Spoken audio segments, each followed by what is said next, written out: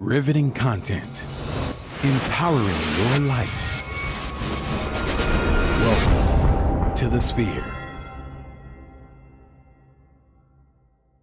This episode is sponsored by KOG & Company. Are your unique gifts and talents changing the world? Do you desire to belong to a community of unity? Visit KOGpassion.com to learn more about the Unleash Your Dopeness movement. Looking to advertise? Join the Sphere's vast demographic reach of thousands of people all over the world. Send an email today to advertise@thesphere.tv or call us at area code 832-772-7789. Houston Housewives of Finance. For more information on increasing your cash flow, becoming your own money manager, and to schedule your complimentary personal finance strategy, contact the Houston Housewives of Finance today at 1-844-700-4463.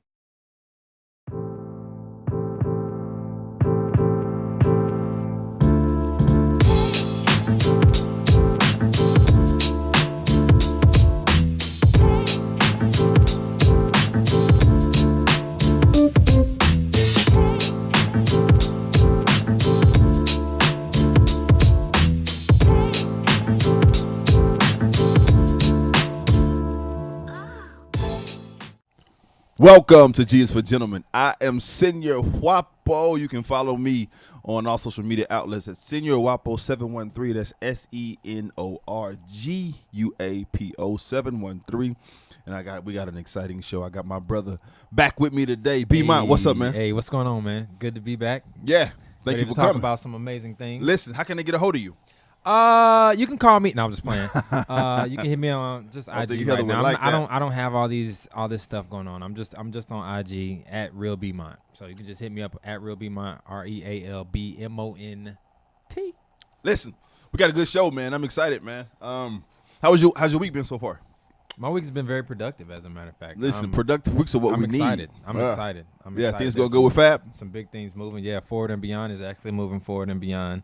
Been talking about doing some great things in the community. School is getting ready to start back up, and so that's when I thrive. Yeah. We got the after-school mentoring programs. We got community engagement events that we're going to start doing once a month to connect the dots, as well as staff development and leadership training and quarterly day trips and summer camp. That's so dope, we're moving, man. Listen, we're rolling. That's what gentlemen got to do. They got to move. They got to roll. Got to have a plan, right? And got to be impactful to your own families, friends, and community. Yeah. You know, and I think it's very, very important that all of our listeners and all of our viewers understand that component about G is for Gentlemen. Again, I say this quite extensively and quite frequently, but I want to drive it home, right? Style is going to be the way that we weave everything together, but gentlemanly culture, right, is expressing more than just what you have on. It's expressing more than just what it is that you do. It's who you are on the inside and how you impact those around you. Yeah. So here at G is for Gentlemen, we want everybody to know that we celebrate you for the things you're doing in your community. We celebrate you for the things you're doing in your homes, fathers, sons, uncles, friends. We celebrate you guys. People need to know that they're valuable, that what they carry is relevant. Yeah. You understand what I'm saying? And it's as simple as what you wear, but people notice that. Like I was in a business meeting today, and I was standing waiting on my car, and this two ladies walked by, and she said, "Hey, I really like your style." It wasn't nothing crazy. She wasn't trying to holler or anything like that. She just looked at me. She was like, "I really like your style." Right. And of course, that made me feel good because I take pride in how I dress and how I carry myself. But also, when you start to get compliments like that, you want to continue to express yourself in a way where people understand and recognize who you are. And your style has a lot to do with that. Absolutely. And then, as African Americans, blacks, Negroes, whatever you want to call us, High Priest. I go by High Priest. By High Priest. Okay, there it is. Well, High Priest for Brandon. Yeah. We represent the whole culture. So now that person who saw you has a positive image of a black man in their in their mind. Because she was another nationality. That's you see exactly what I'm saying? True. That's like, exactly true. Wow. They may not be all like what I see on Power, or actually they be kind of fly on Power, but you know what I'm saying. You know what I mean? Ghost be on it. Yeah. We need to do a show about ghost style, bro. Listen, That would be dope. But you know who styled him? Who's that? You know who styled? What's your guy's name? Louis. What's the black guy that is just his style is impeccable. He was all over IG. Louis Ferrer. What is his name? How you say his name? Louis Ferrer. Hold on, I'm gonna find him. We're gonna come back to it. But you know what? Who else has some good style, man? Who? Former President Barack Obama, 44. Yeah, you know. You talking about while he was in office or now that he's out of office? So this is the thing. It's crazy because every time I'm looking up and researching stuff, every time I'm looking.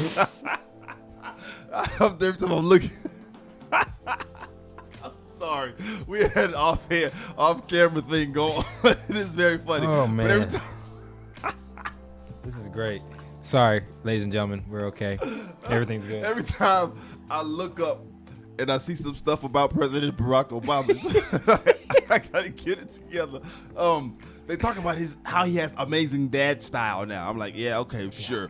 But while he was in office, while he was in office, you know, he was really celebrated for the kind of style that he had, right?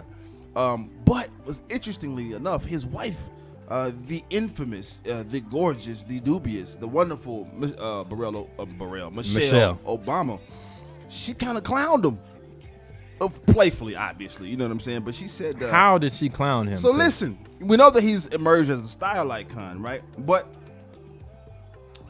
she called him a bona fide outfit repeater. She said that, and this was in I forget what publication I was looking at, but this, you know, that's what she called him. She said he's a bona fide outfit repeater. More specifically about his tuxedo. So then when I drilled down into the meat of the article, I get it, right? It's a tuxedo. You don't wear them but a couple times a year. Well, he wore them more than a couple times a year, but most people wouldn't wear a tuxedo that often. So of course you can recycle. You can recycle your tuxedo.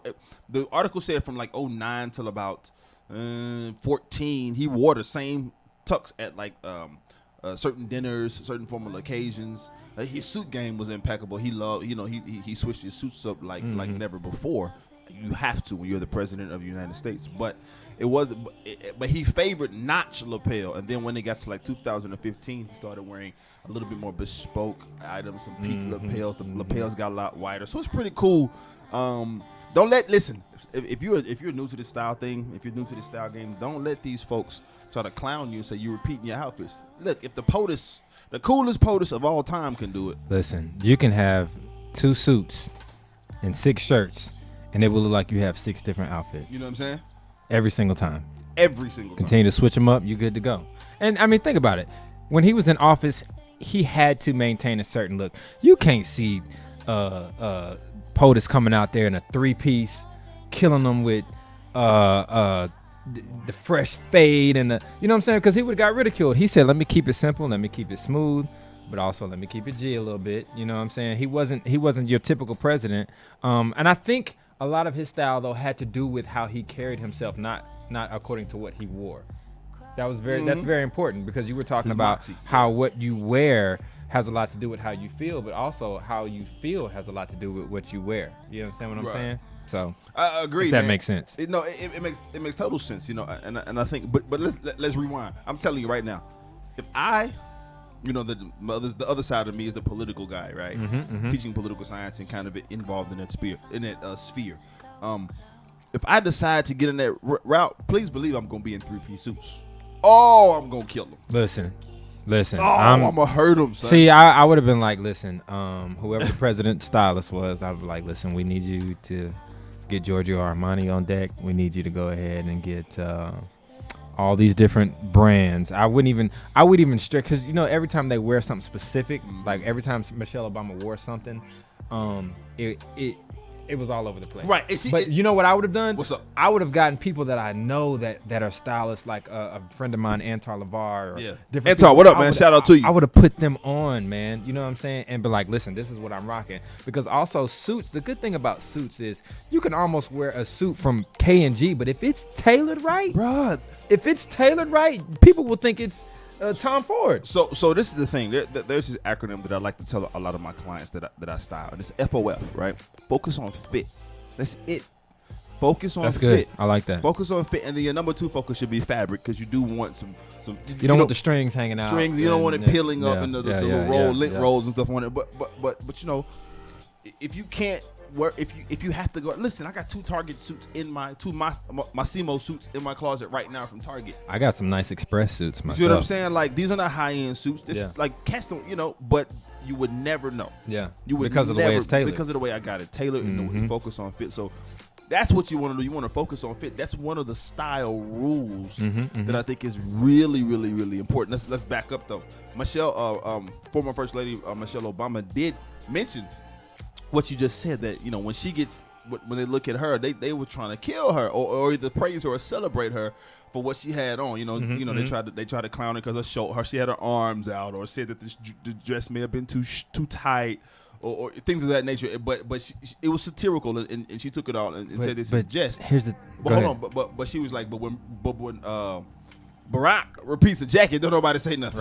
Right. You know, so she was. But that's why she came, and I will say that the judgment for style is a little bit different for women. Mm-hmm. They have a harder standard, I guess, to live up to. Men can get away with a lot of stuff, and women they're going to criticize and pinpoint every single detail of your outfit. Yeah. You know, and unfortunately, the Obamas got castigated for being so dope. You know what I'm saying?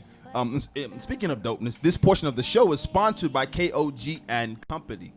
Are your unique gifts and talents changing the world?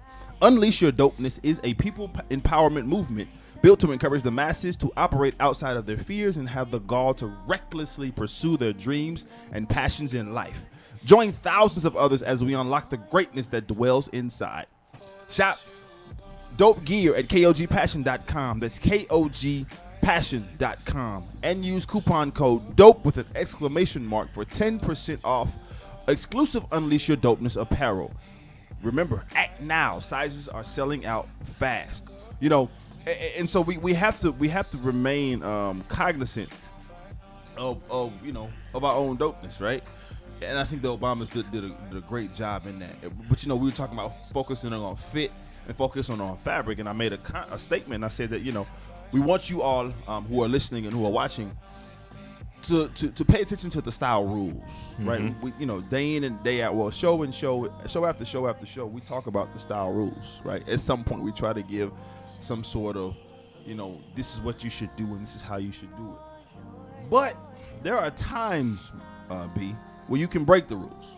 Okay, give me an example. So there are 5 ways to break the style rules, right? And not get in trouble. Okay? And number 1 is, first of all, know the rules. Because how can you break them intelligently if you don't already know them? Yeah, some people break them by default because that's all they know. That's all they know. Yeah. And so they look a fool, right? Yeah. But if you know the rules, if you know that you never button all the buttons up on your jacket, right? If you know that, yeah, I know. I know. Never button the. Or let's just stop wearing three buttoning up suits. Yeah. Let's like just stop. three or more buttons. But you know what? A lot of people don't realize it, because a lot of times, especially when I was talking to a buddy of mine that I went to school with a few weeks ago. He's a larger guy. He played like D-line in college, so he's a bigger dude. And he was like, "Man, you know, for big dudes, we need a little more stuff to hold it all in." I said, "Well, first of all, if you need the buttons to hold it all in, then that means your suit is too small." Right. Because get one that fits, and you won't have to worry about the buttons holding it all in. That's number 1. True. Focus on fit. But number 2, with all of those buttons, when you're a larger guy, let's say you're a plush pal, right? You got that belly sitting in the front. All those buttons looks like a line going up, so your eye focuses on the stomach. Right. You see what I'm saying? Whereas when you have a cutaway, which is a single button or a 2 button, for some jackets I could get with 3, depending on, like if it's a summer jacket, I could get with it, but yeah. But you have to focus on fit. You gotta focus on fit, right? But when it's the 1 or 2, because of the neckline, it draws. You see the shirt more, it draws focus on your chest or your neck. And so this is why it's important to only button 1 button. Secondarily, you can move better in it. It's less restrictive. Also, another faux pas that happens is double-breasted suits. I think double-breasted suits are amazing, only if they are tailored to a T. You don't want any bagginess on a double-breast. And I made the mistake one time a long time ago. I had on a double-breasted suit, and I had both buttons buttoned because I wanted them to. And I thought I was fresh until a buddy of mine, Kalen Loss, was like, "Hey man, that's a dope suit. Just don't leave that bottom button undone, though. You know, because double-breasted suits, they don't really look good if you have them open, so they're made to be worn buttoned, right? And most people think, oh well, let me button both of them since the buttons are right below each other. No man, just button. Ever since then, every time I see somebody with a double-breasted suit and they have both buttons buttoned, it's kind of like you have to leave the bottom right button open. That's the proper way to wear it. Again, it helps you. It helps your mobility within the suit. You can move a little more. It helps the suit flow with you, right? And then it gives. What happens is, when you leave that bottom button, whether it's a single-breasted or a double-breasted, when you leave it open, the bottom of the suit flares out. So now it looks like your waist. It's an illusion. It looks like, because the suit flares out, but it looks like your waist is cinched a little more. So it looks even much more tailored. What's number two? Number two, brother, is when you want to break the style rules, start with accessories. Because some people are so hell-bent on following the rules, which is nothing wrong with that, or some people are kind of nervous. So just to take risk. Take a risk. So take a small risk. Instead of wearing a brown watch, right, with your suit or a black leather band watch, wear a NATO strap. And that's the nautical strap where you see the three colors and it's kind of a fabric. Wear a NATO strap watch, or throw on kind of a sporty, a watch that's a bit more sporty. Or break the rules in terms of the number of lapel pins. Like if you can wear 2 or 3 small lapel pins, right? Don't militarize your outfit. Yeah. Don't feel like you got to be so on point. Like absolutely. Just make sure that, again, what we said last week. Also remember that less is more. If you're gonna break the rules, do it modest. Do it modestly, intelligently, man. Do it in a way where people can keep coming back. It's almost like they want to subscribe to what you're wearing, right? Subtlety will have people asking questions, but not making assumptions about your style. Absolutely. And I want to talk to our Facebook Live folks real quick. We want to ask you to do something, right? Everybody that's listening and watching on Facebook Live, everybody that's listening and watching right now, subscribe to our show on all the major platforms, including iTunes, SoundCloud, Google Play, and Stitcher. Review our show in iTunes with constructive feedback.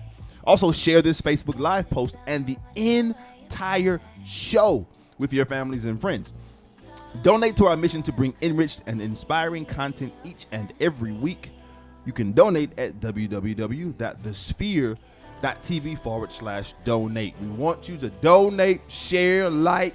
Appreciate you, Jordan Hargrove, for joining in, and everybody else Jay Sneed that has shared the video, Forward and Beyond that has shared the video. Felicia, Forward and Beyond. Felicia, thank you so much for sharing the video. We appreciate all of you guys.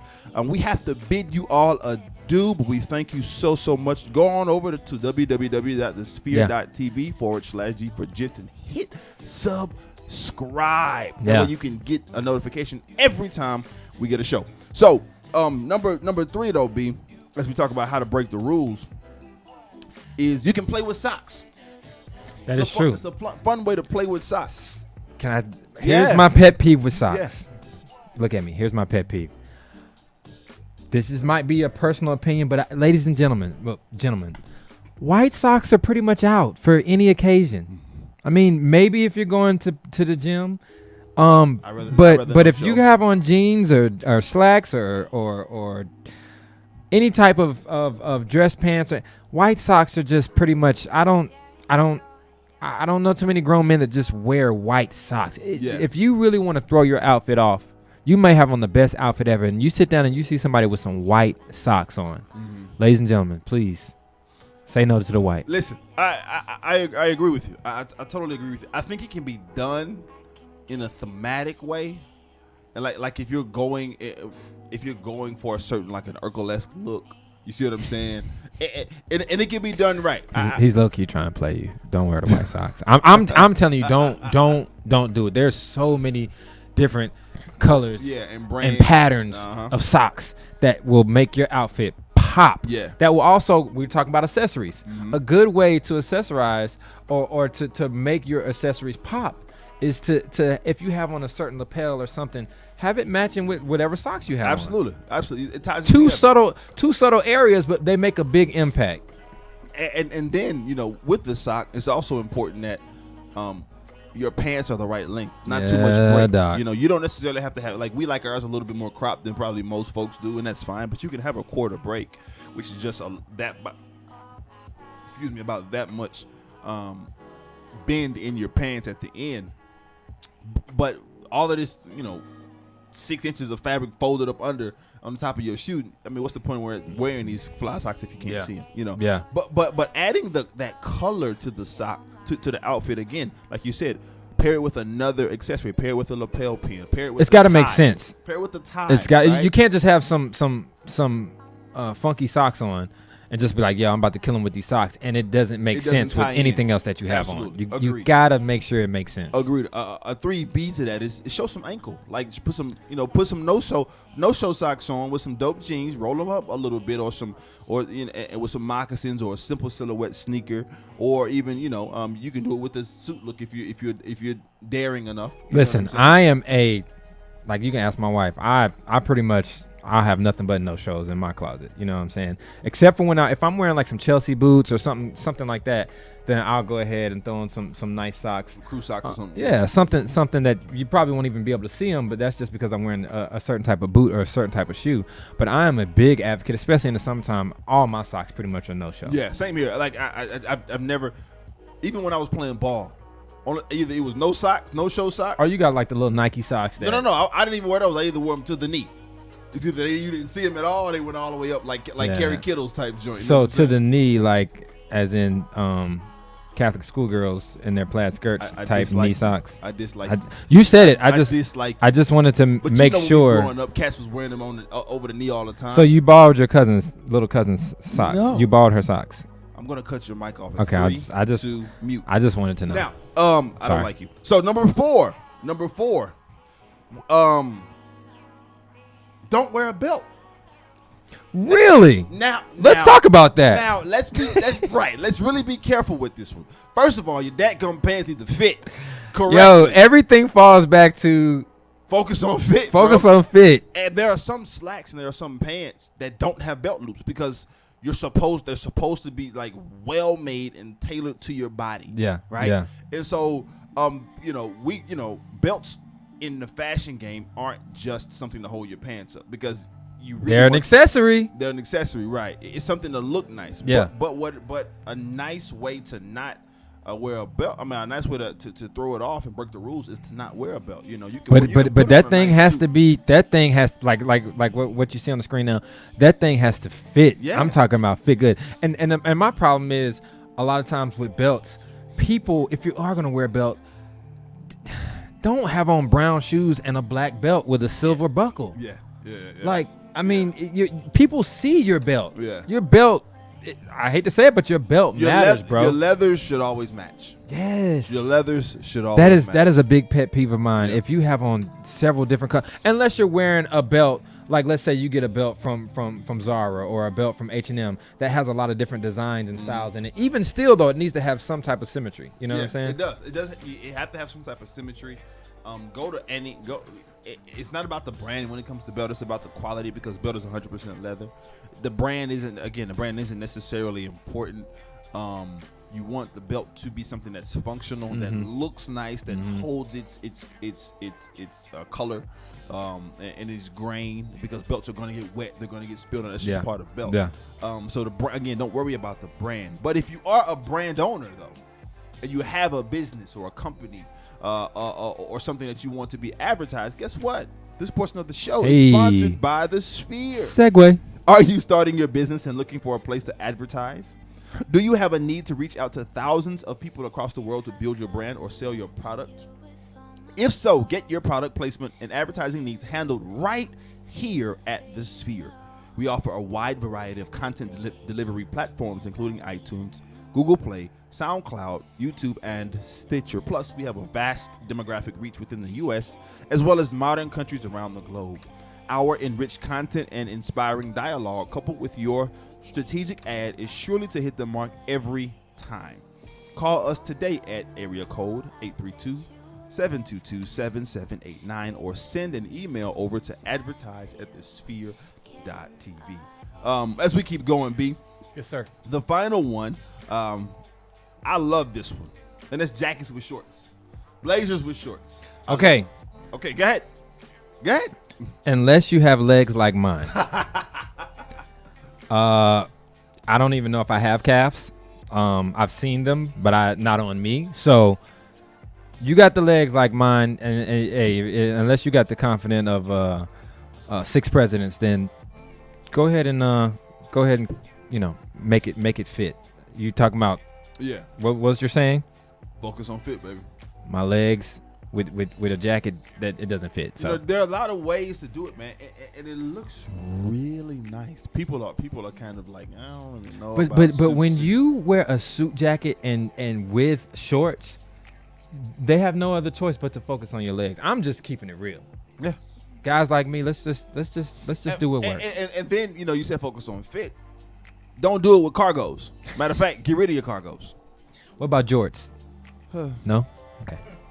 Just checking. Like, if you're gonna do it with it, but there's a sneaker where you can't do it, and it's a simple silhouette sneaker. It's a common project, a Chuck maybe, a low top Chuck. You know what I'm saying? Some Canales, a nice low top Lacoste or a Stan Smith. I'll even go with some Vans. Yeah, the right ones, right? Yeah. A simple silhouette sneaker. But J's not, fam. You know what I'm saying? Yeah. NMDs. No Yeezys. No name brand sneaker. Yeah. Nothing. Actually, you could get away with Yeezys. You could. I disagree. But but if you're feeling it, go ahead and try it. But I think it needs to be a little bit more simple. That's just not my ministry. I know my limitations. So these are kind of ways that you can break the rules, man. Another way, kind of a rule breaking thing, is something that people are really, it's very, very popular within our generation and younger, so 80s babies and younger, and that's thrifting. Oh yes. Yes. So there are some key things that I want people to know about thrifting. Yes, first, right? I am a number one huge advocate. I am too, because it's cheap. Number one, don't be ashamed to thrift, fam. Like, it's so common. It's not a poor people's thing, right? It's not about how much money you make or don't make. But it's kind of an adventure when you go thrifting, right? Because you can find really unique pieces for no money, and have a good time at it, right? Thrifting is also a way to see where your style eye is really at, because it's not as if when you go to certain department stores, you know what you can find in this section, you know what you can find in that section. Thrifting, when you thrift, you have to really have an eye out for something specific. You're either looking, most people, they're either looking for something specific when they thrift, or they're trying to see, okay, I like this, but what can I piece this together with that I already have at home? Right. Or how can I make this work with something else? Right. I love thrifting, man. I find some of my greatest finds are in a thrift store. It's not at a department store. Absolutely, totally agree. So don't be ashamed to go do it, right? Number two, do your homework. Do your research about what thrift stores are out there. It's not just only family, Lord have mercy, Salvation Army. Or Goodwill. You have Plato's, you have national chains like Plato's Closet or Buffalo Exchange. Or there's a lot of thrift stores that are very exclusive to the city that you live in. Absolutely. It may be, something that a person says, hey man, I love thrifting. I know some ladies back in Atlanta, they do some thrifting and they're actually really, really good. I'll shout out to Tara and Ellen. But they're really good at thrifting and they've turned it into a business. Absolutely. And so what they'll do is they'll go and find thrifting outfits for other people that don't have the time to sit there or may not have the eye. Right. And they'll go out and find some stuff for them. I got a friend that does the same thing. His name is Samuel. He goes by Samuel De Niro. He has a business called Samuel De Niro's Closet. He does the exact same thing. He'll thrift, for you. He knows where all of the dopest ones are here in the city and where to find what. Yeah. And it's really a lot of fun. But do your homework. If you don't want to trust anybody else, do your homework. Remember that stuff like eBay is like thrifting as well, because it's discount. Craigslist, you know what I mean? Things of that nature, and stick to what you want, because if you go into the thrift store, you don't really have a plan, you will get duped. Oh yeah, I've walked out of there with probably about 4 suits. Yeah, it's like I didn't even come for all about that. About 6 golf shirts and because you saw suits for $7, $12. Yeah. And you go pay another $25 to go get a tailor. That's what I was gonna say. You got to understand, if you're going there's some money in thrifting. You can find some great finds, but 9 times out of 10, those finds aren't going to fit you the way you want. So there's going to be some additional money on top of that. Still come out cheaper than you would at a department store. Yeah. But just understand and know that you just, I'm just going to find this and this is going to be great. No, you're going to have to put some more money into it. Absolutely. And the third thing I want you to remember is to prepare to donate. Because a lot of thrift stores, a lot of resale shops will take your old clothing that's gently worn, that's still in good shape. Don't be trifling and try to give nobody nothing with a bunch of holes and faded. But something that you don't really rock anymore, that's old, you haven't worn in 2-3 years, go ahead and give it away. Stop being a hoarder. Yeah, go ahead and give it away. You're not going to wear that stuff anytime soon. I love my wife, baby. I love you. But every time we go somewhere, I got to go find something to wear. Baby, you got a closet full of stuff at home. Right. Like, but I just, it just doesn't. No, like you said, if you're not gonna wear it, then don't give it away. Let's go ahead and donate. Go ahead and donate it. Yeah. And a lot of stores will give you a discount on the existing merchandise, like half off if you donate some clothes. So that's a way to even save more money, right? As well as the higher end thrift. There are some thrift stores a little higher end because they got a little bit, some of the name brands and stuff are a little bit nicer. But you and I both, we've done it together. We've taken old suits or jeans or things that we didn't wear, and they gave us a nice discount towards some of the stuff that we wanted to get. They give you cash options or a discount to something else. Be patient. Thrift stores are busy. Sometimes they're not as organized as you would like them to be. Yeah. But just be patient. Take your time, and I guarantee you'll find something. And number 6 is what I really like about thrifting is you're able to customize your pieces. And the reason I say that is because if you have on a nice Levi's denim jacket. Oh, thank you. And let's say you can find that thrifted at a thrift store here in Houston for like $12. Yeah, I chose the Ross thrift store, but yeah. Right, you can but you can find a nice one for $12, $15. Yeah, all day. Yeah. All day long. And then but let's say you want to customize, you want to put some elbow patches on it, or you want to add some details on the. It's fun to do that because you're not messing up because you've only paid $12 for it. Yeah. Yeah. So like even if it does get messed up, you're like, I'm mad, but I'm not really mad because I didn't.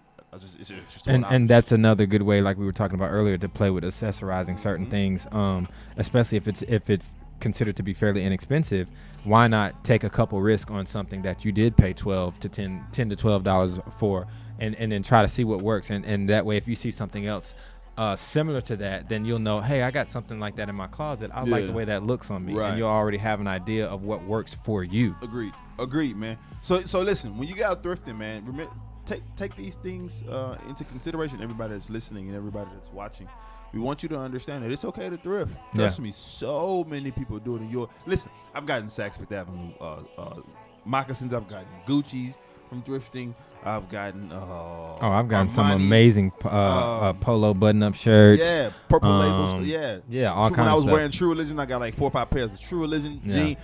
Just all kind of name brand. But it's not even about the brand. It's about what you can do with it, right? Thrifting is more than just going to get something old for the 70s party. You know what I'm saying? You can really find some nice. Remember we used to do that, man. It was a 70s party in college. I gotta go to the thrift store. Yeah. Find me a butterfly collar or something. That's the only thing we knew about it, right? Yeah. But it's way more than that, man. It's way more than that. B, let me ask you a question though. Yes, sir. You mentioned your wife, right? Yes, I did. You're talking about what she has to wear. You're a happily married man. I'm a happily married man. So when we were coming up, children of the South, we were told that a man's job is to do X, or a man's role is to do X, and a woman's role is maybe not necessarily even by your parents, but that's just kind of the environment, the cultural environment that you're raised in. Yeah. Right. So let me ask you this, man: in a relationship, or even in business, is there such a thing as a man's job or a woman's job? Kaylin, you about to? I'm putting you on the spot, bro. I've always been taught, and I think this is standard across the board. It is a man's job to protect and provide. When you think of provide, most men think it's my job financially to make sure that I just provide, but in protection, I got to make sure they're safe. But there's a lot that goes into that I'm learning. I've only been married 3 years. But I'm understanding that it's so much more than what your general concept of protect and provide is. That's a great point, man. Because my wife and I, oftentimes we counsel couples, who want to know what provision, who say that, well, the man's job is to provide. I gotta go earn to make the bread and make the money. So the flip side of that coin is if you don't earn the money or you don't make the bread or you're down on your luck or the economy is like what it was from 2009 to 2013. You know what I'm saying? And everybody was crazy because jobs weren't to be found. Are you not a man? No. You what I'm saying? I think more importantly than financial stability, the protection and the provision comes in from emotional stability. Women are different than men in a lot of different areas, emotionally especially. Emotionally, they are different, and so it is a man's job to number one, I'm learning this myself, try to figure out who his wife is. Not the preconceived notion of who I thought she would be after I married her. Come on, man. But the woman that she is, as well as the woman that she's becoming. Right. Just like I'm a man. I feel like I've come a long way. I've made so many mistakes in my past. And this, I was saying the other day at the panel that we had, I love my wife for a number of reasons, but the number one reason I love my wife is because she is God's representation of grace on this earth for me. Right. Because of all the things that I've done, because of all the mistakes that I've made, right. I've seen grace in its truest form through my wife. And how can you extend grace if you don't receive grace? You understand what I'm saying? Mm-hmm. And so by her extending that grace multiple times, because I'm not perfect and we continuously mess up. I continuously think one way, she continuously thinks another way.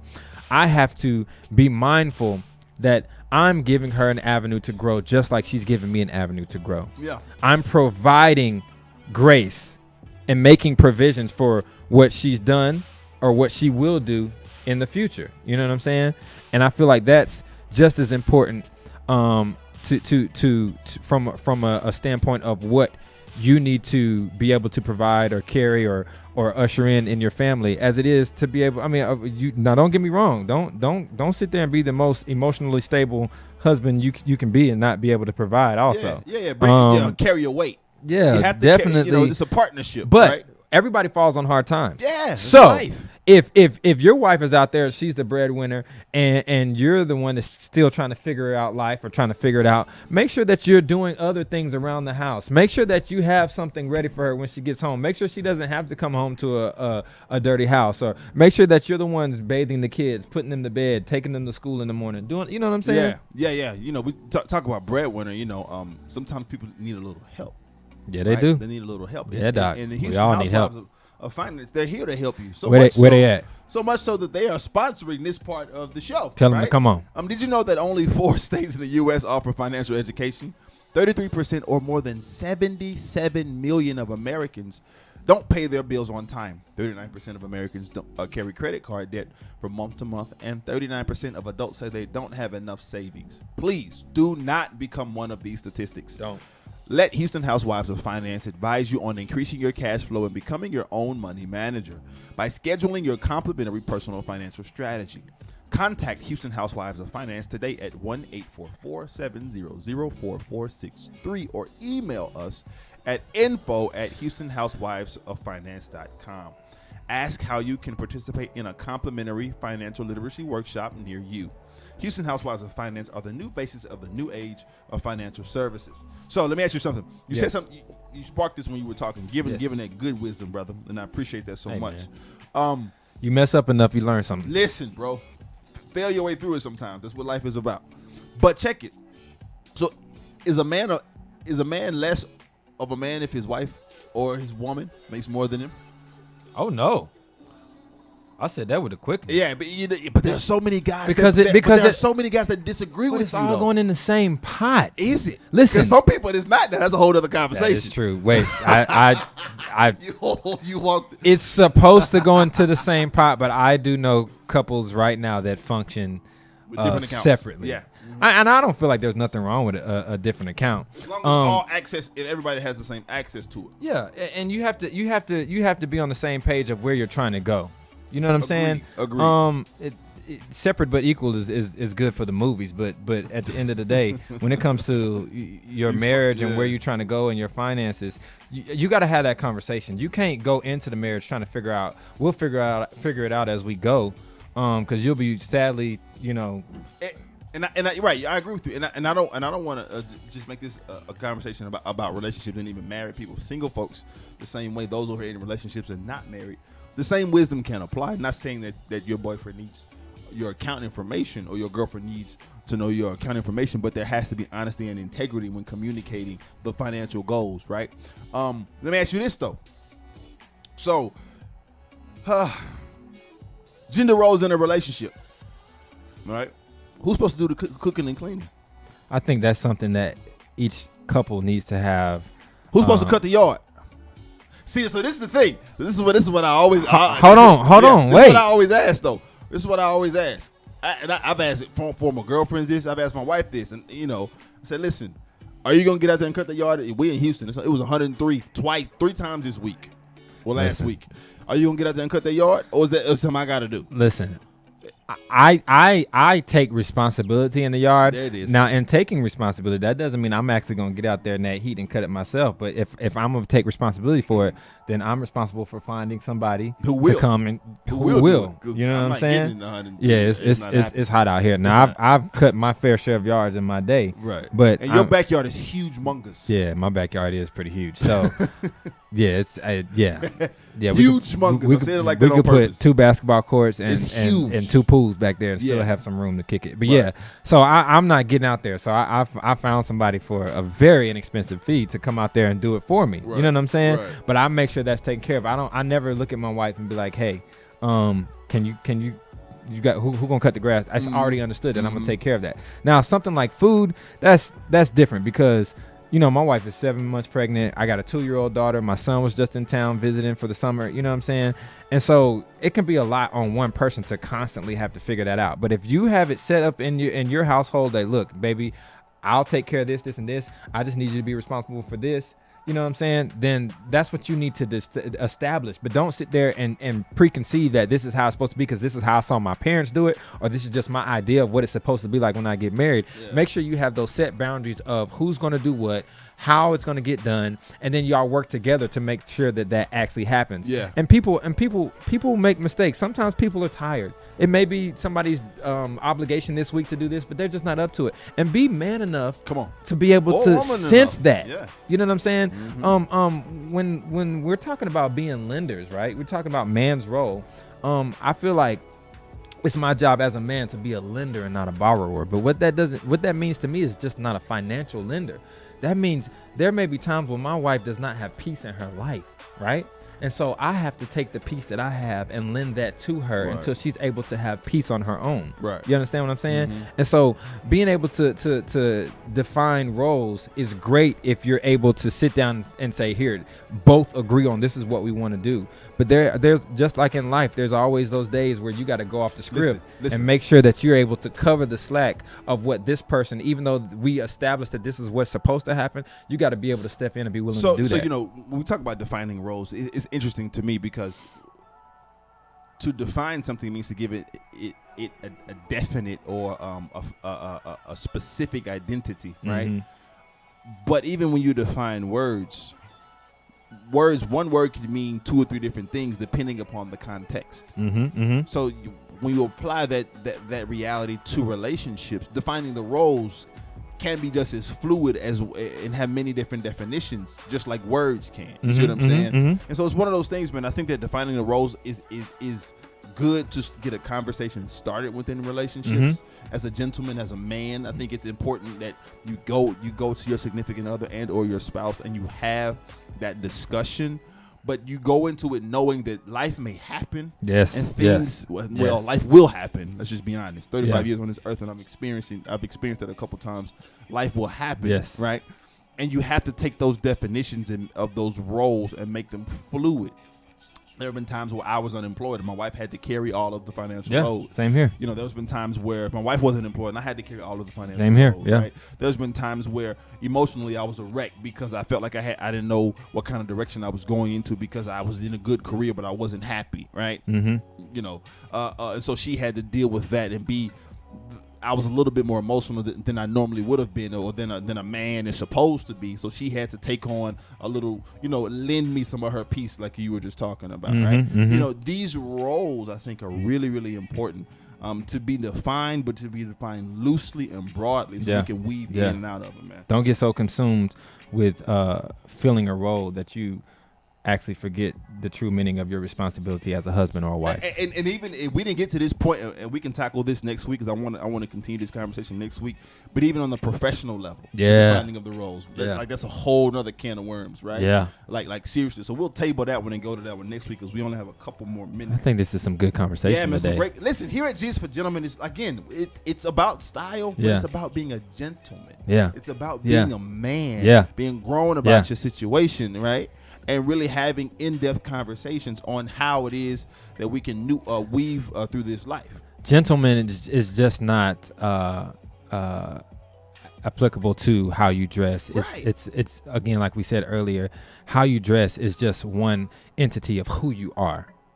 And all these different things that we're talking about today help to define who you are. You could have on the best suit in the world and be the worst man ever. Come on. You understand what I'm saying? And so it's about building the brand of you, not the brands that you wear. Oh, that'll preach. Come on, somebody. Brand of you. Speaking of brands, man, there's a brand that I really I'm fond of, and I've been watching for a while. And it's a brand. It's an Italian brand named Canali. Now, Canali's not Canai. Canali, Canali. Somebody like, I got Carl Canai. Wore that back in the day. Actually, he's coming back out. He was just here in Houston this past week doing some big things. I saw. But Canali is an Italian brand that's been around since the 1930s. What I love about them is they are high end, so the suits will be $12, $13, $14, $1,500, but they're handmade. I love that component of it. So there's extra care into it. Secondarily, they use the finest leathers in the world for their shoes, and their backpacks. But they have everything, brother. Everything. They have a new seersucker line that I am in love with. And hopefully, one day my pockets will allow me to go pay. You better speak it. $200 for a suit. You better speak it. That's all. That's it. That's all you need. I miss nothing. I really can go do it, but I'm keeping it G, right? I got you. Because Houston Housewives of Finance helped me manage my money. No. So where they at? Where they at? So Canali is a really, really fantastic brand. Simple silhouette shoes is what they use. They have wonderful suiting accessories, ties. I mean, go to Canali.com and check them out. And lastly, man, one more thing about being a gentleman is the culture, right? It's the culture. It's the culture. Everybody's big on. Ever since Migos came out, everybody wants to talk about doing it for the culture. Doing it for the culture. For the culture. So B, I know you're very much a culturally savvy guy, man. And so what you been listening to these past few weeks, man? I mean, I listen to a lot. I listen to everything from gospel to hip hop to, I'm from Dothan, Alabama. So, I mean, country bluegrass, music. Country, the whole nine. Oh, man, I could listen to some Dolly Parton, Jolene. I can listen to some Tim McGraw, Don't Take the Girl. I can listen, you know what I'm saying? Right. So I know it all. But if I had to pick like a go-to, like just something that you go to, like if I'm getting on a flight, or I'm just relaxing in my car and I just want to chill, wind down. I don't know why this album keeps coming to me, but Alina Baraz is just, her album Urban Flora is just, I love that album. Yeah, 2015, man, the Urban Flora was crazy. If you've been paying attention, we've been playing it in the background the entire show. Vibes is sick right now. Urban Flora is just, I love it. Like it's only about 8 songs, right? But from the first track all the way to the 8th track, I mean, you can just let it ride. Another album that I love, one of my friends put me onto this, is Donnie Trumpet and the Social Experiment. Now, a lot of people don't know, but it has a lot of different well-known artists on this album, right? And the album is basically Chance the Rapper, Busta Rhymes, J. Cole, Erykah Badu. I mean, you got all these different people. The album is called Surf, it's called Surf, right?